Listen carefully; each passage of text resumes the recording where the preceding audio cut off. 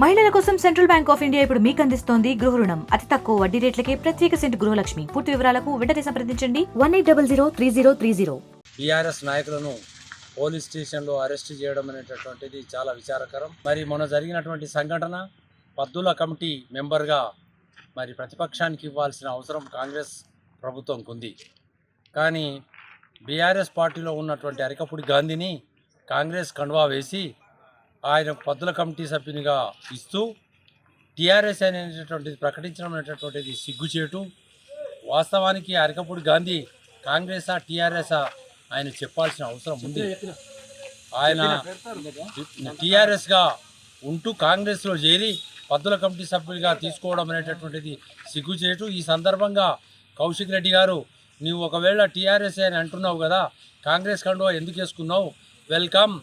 అయితే నేనే రేపు పొద్దున మీ దగ్గరికి వస్తాను, కండువా కప్పి మా కేసీఆర్ గారి దగ్గర తీసుకెళ్తాను అని చెప్పి అనడం అనేటటువంటిది న్యాయ సంబంధమైంది. వెంటనే కౌశిక్ రెడ్డి గారిని హౌస్ అరెస్ట్ చేసి పోలీసులతో మోహరించి ఆయనను వెళ్ళనీయకుండా మరి అరికపూడి గాంధీ గారు మరి తన బలగంతో ఒక 100 మంది గుండాలతోటి మరి కౌశిక్ రెడ్డి గారి ఇంటి మీదకి వెళ్ళి దాడి చేయడం అనేటటువంటిది అప్రజాస్వామ్యము. దీనికి పిలుపుగా మా ప్రభుత్వము ఈరోజు అరికపూడి గాంధీ గారి ఇంటికి వెళ్లాల్సిన అవసరం ఉండే. ఎందుకంటే శాంతియుతంగా ఆయనను మా పార్టీ నాయకుడే కాబట్టి మరి కేసీఆర్ దగ్గర తీసుకెళ్లాల్సిన అవసరం ఉండే. ఈరోజు రేవంత్ రెడ్డి ప్రభుత్వము టీఆర్ఎస్ను విభజించాలి, చీల్చాలి, పాలన మీద దృష్టి పెట్టడం లేదు. ప్రజలకు మరి రైతు బంధు ఇవ్వలేదు ఇంతవరకు. మరి 2 లక్షల రుణమాఫీ కావాల్సినటువంటి రైతులు చాలామంది ఉన్నారు, వాళ్ళకు కూడా ఇంకా చేయలేరు. మరి ఇటువంటి ప్రజా అభివృద్ధి కార్యక్రమాల మీద దృష్టి పెట్టకుండా బీఆర్ఎస్ ప్రభుత్వాన్ని మరి ఏ రకంగానూ భవిష్యత్తు లోపల దాంతో ప్రమాదం ఉంది అనేటటువంటి ఆలోచనతోటి ఎక్కడికక్కడ బీఆర్ఎస్ ప్రభుత్వాన్ని బలహీనపరచాలనేటువంటి ఆలోచిస్తున్నటువంటి క్రిమినల్ ఆలోచన రేవంత్ రెడ్డి గారికి ఉంది.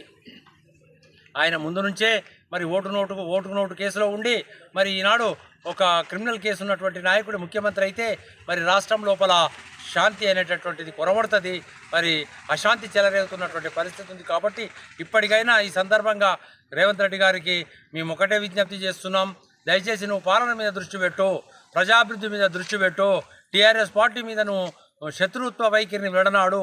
లేని ఎడల రాబోయే రోజుల్లో ఖచ్చితంగా నిన్ను గద్దె దించేది ఖాయమని ఈ సందర్భంగా తెలియజేస్తూ జై తెలంగాణ, జై తెలంగాణ.